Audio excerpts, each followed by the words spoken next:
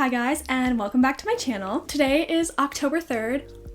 I should have worn pink. Anyways, it's October 3rd, which means that it is no longer September, which means that I'm going to be doing my first ever reading wrap up. This is something I really don't talk about enough, but I am a huge booktube girly. I love all the booktube girlies, Sarah Caroli, Destiny Sidwell, Haley Pham, Rachel Catherine, etc. Love them. I am someone who was a huge reader as a kid, and then I kind of fell off for a little bit. I wasn't a huge reader for a while, and I've been trying to get back into it in the last couple years with the help of Book Talk and BookTube. So this month I read 7 books. I know this is not 7, this is 3 plus my Kindle, which I read 4 of them on. I got my Kindle at the very end of August, and it has been so helpful in helping me read more. I don't know why, because I've always been someone who said that they preferred a physical book to a Kindle, and I think I still do, but something about having a Kindle, having Kindle Unlimited, it makes it easier to read in bed. So at night sometimes before I go to bed, I'll be reading the Kindle. I'm just enjoying it so much more than I thought I ever would. By the way, this is the Kindle Paperwhite. I am very obsessed with this case. I got it off Etsy. I will put the name of the shop on the screen because I don't remember. Another thing that helped me read more this month was the Bookish Swifties Discord. A TikTok came up on my For You page about their September readathon that they do every year,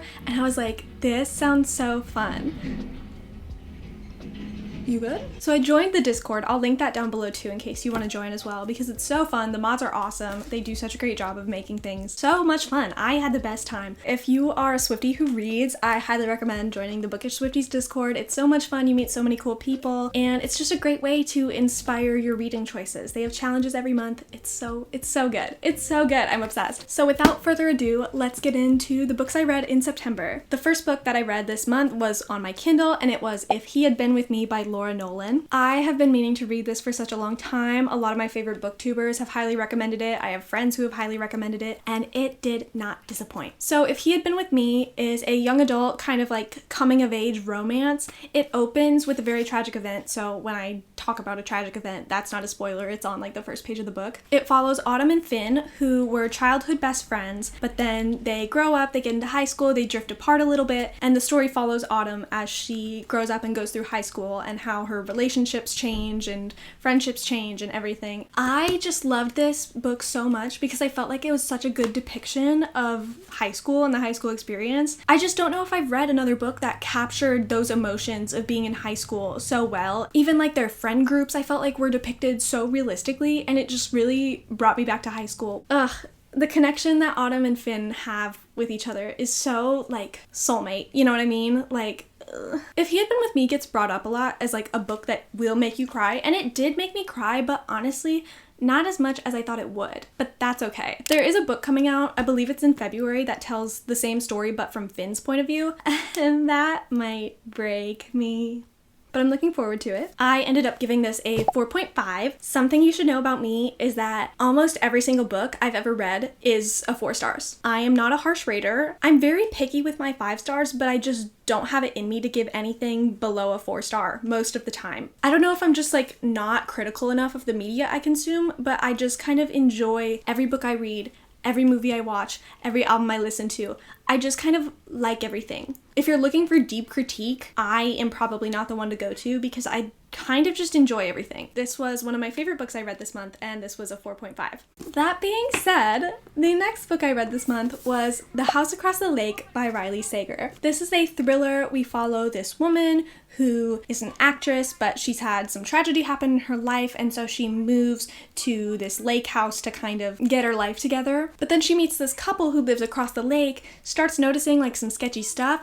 Then the woman in the couple goes missing, and so she's trying to figure out what happened to her. And this book, I feel like everyone whose opinion I trust loved this book, and I really like a good thriller, so I thought I would also love this book. I was enjoying it. I was having a good time, and then there was a twist that I just did not like. I don't know how to say it without spoiling anything, but there was a specific genre of twist that was not implied whatsoever by the back of the book. I get why. However, if I knew, I probably wouldn't have picked it up.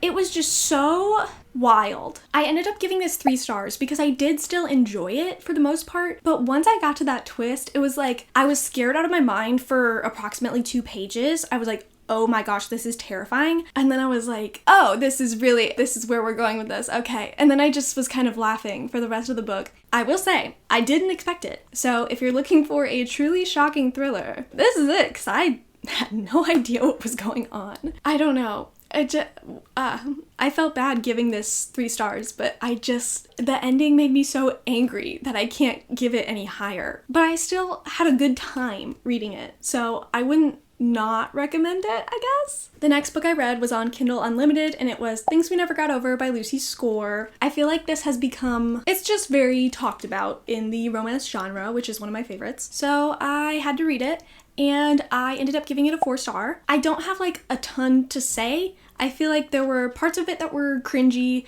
There were parts of it where I can see all the flaws. I can understand why some people would hate this, and I can understand why people would love it. For my part, I really enjoyed it. I don't know if this is an unpopular opinion, but I wouldn't have minded if this was an even slower burn. However, I am a frequent watcher of like the Hallmark Christmas movies where they kiss in the last minute of the movie. So that might be on me. This one also kind of went in a direction that I wasn't really expecting. The ending's kind of wild, but in a fun way. Like, I was just along for the ride. This is one of those where I just kind of throw my hands up and I accept whatever's happening, and I end up having a good time. I enjoyed this. Oh, I forgot to describe this in any way. This book is about Naomi, who basically has a real evil twin. Naomi ends up traveling to the town of Knockemout, which is this small town that the book takes place in, because her sister is nowhere to be found and has left behind her daughter. So Naomi ends up having to take care of her sister's daughter. She meets Knox, who is this very, very grumpy man, very jerk man, but he's lovable in his own way. I feel like Grumpy Sunshine books are a toss-up for me because sometimes the man is just so mean that I can't do it. But this was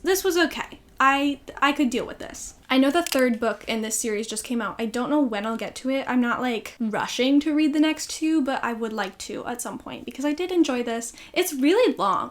I don't know if it had to be as long as it was, but it was still fun. I had a fun time.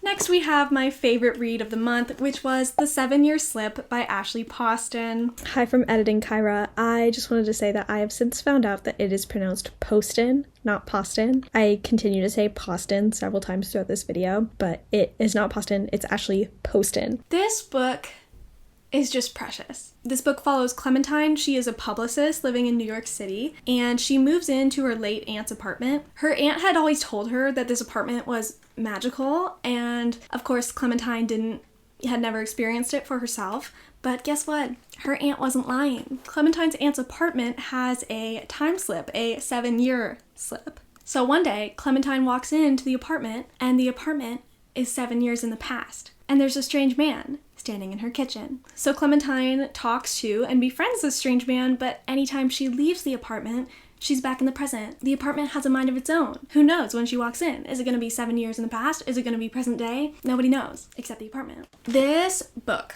is the sweetest and coziest read. I don't think it took place in fall. I think it's mostly summer. Anyways, I still think this makes such a good fall read because it's just so sweet and cozy and wholesome, and I just love these characters so much. I would classify this as like kind of magical realism because the time slip is the only like out there thing. I don't know. These main characters were just so sweet together. It's so precious. I can't stand it. I don't even know what else to say. It's just so cute. I am a big Emily Henry girly, so I love a romance that has character development beyond just the 2 characters' relationship. And this book is told from just Clementine's point of view. We get a lot of her personal development in her career and in her dealing with the grief of her aunt passing. I enjoyed those elements so much. I enjoyed the relationship so much. This was so cute. Please read this book. I cried through the whole ending so hard, but like happy tears and sad tears. There are some mental health aspects that are touched on really beautifully. The grief is just written so beautifully. I love this. That being said, I gave it a 4.5 because I am way too picky, but I think if I reread this, it probably would be a 5. I don't know. Back on my Kindle again, I started The Natural series by Jennifer Lynn Barnes. This has been described as like a YA Criminal Minds. I know nothing about Criminal Minds, but just so you know. This book is about an FBI program that recruits teenagers who have special abilities. It's not supernatural, really. Everything is within the realm of possibility, kind of. So the main character, Cassie, she is a profiler, which means she can kind of interpret people. She can make a lot of conclusions about them based on their personality and their behavior and their environment. And so she uses those things to kind of predict how they might act in certain situations. There's a character that's really good with statistics. There's a character that can read emotions. There's a character that is basically a human lie detector. It's just all these teenagers with special abilities who get recruited to solve cold cases. However, they start getting a little too close to some active cases. I gave this a 4.5 as well. You may be noticing a pattern. I just love this book so much. It gave me some of the same feelings as the Good Girls Guide to Murder series, which is another YA mystery that I really enjoyed. It gave that same like super fast-paced, super thrilling vibe. And I also like the characters kind of more than I thought I would. In thrillers, I don't always care if I like the characters or not, if the plot is good, but I really enjoyed these characters. I felt really connected to all of them. I don't know if you guys do this, but sometimes when I'm reading a thriller, I try so hard to guess the plot twists, and sometimes it can impact my enjoyment of the book because I'm just overanalyzing every little thing. I didn't do that with this book, but I had the best experience because a few pages before a plot twist happened, I guessed what was going to happen. It was just like the perfect time because it didn't make me just sit and overanalyze and overthink for the entirety of the book, but it was just early enough where I still felt satisfied with myself for guessing what would happen. It didn't feel predictable, I just felt smart. Maybe it was predictable. I don't know. It was really good. It was so good. And I wasn't planning on going into the rest of the series right away, but it was so good that I had to pick up the second book, which is Killer Instinct. This book basically just picks up where the first book left off and follows the same characters as they work on another case. And I gave this one a 4.5 as well. It was so good. I had like no thoughts ever. I did not know what was going on. I was like throwing darts at the wall of random guesses of what might happen. None of them were right. I didn't know what was going on. So that was fun. It was wild.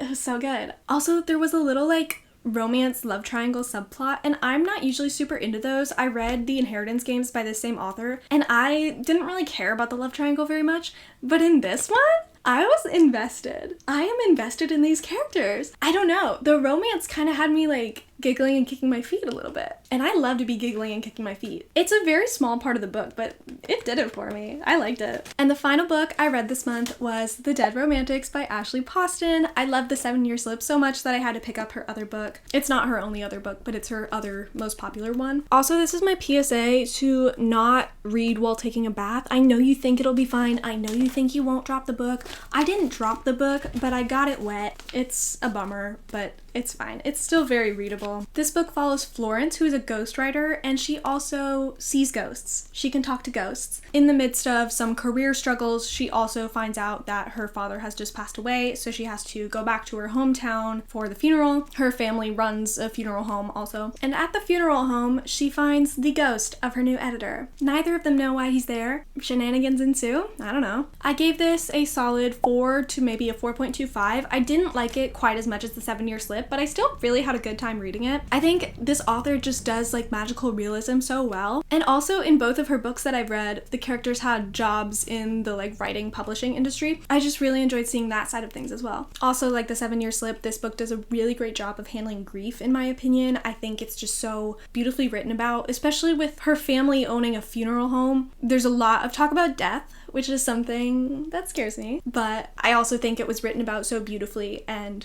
I don't know. If you enjoyed The 7-Year Slip and you haven't read this, I think you would really like it. I did. I think Ashley Poston's novels are just permanently on my auto read list now. I cannot wait to see what she puts out next, because if it's anything like these two, I'm gonna love it. So that is everything I read this month. I don't really have concrete plans for October reading as far as a TBR goes. I would love to whittle down my physical TBR a little bit more because I have quite a few books that I bought and haven't read. And I think I want to do a video where I read fantasy for a week or something because I basically don't read any fantasy. And I don't know why, because I don't have anything against it, but I just don't read it. But I want to, so I might do that. Let me know if you've read any of these books. Let me know what you read this month. Let me know if you agree with me. Let me know if you disagree with me. And give me some book recommendations. Tell me what you think I should read. I would love to hear from you. I will link my Goodreads in the description. You can go follow me there, keep up to date with what I'm reading. I sometimes don't update it until after the book is done, but that's fine. That's it for today's video. I love you very much, and I hope you have a great day.